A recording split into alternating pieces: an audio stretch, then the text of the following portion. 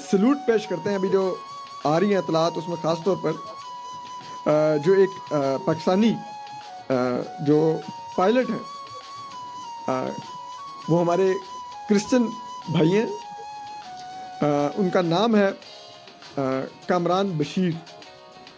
वो आज बताया जा रहा है कि ग्रुप कैप्टन है पाकिस्तान एयरफोर्स में ये कामरान बशीर साहब, और इन्होंने जाकर जो उड़ी का भारतीय जो डीपू था उसको तबाह किया JF-17 पर।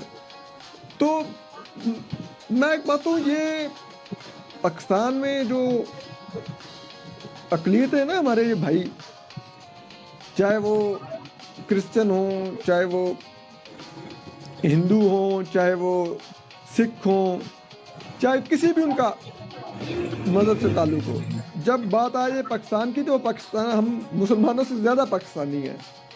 लाइक वो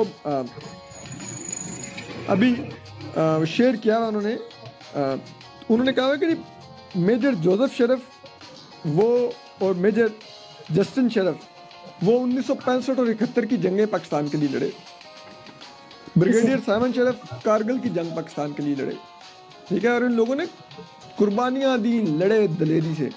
और आज ये एक और कौम का बहादुर बेटा है ग्रुप कैप्टन कामरान बशीर, ये भी लड़ा है वतन के लिए। Like this is what Pakistan is.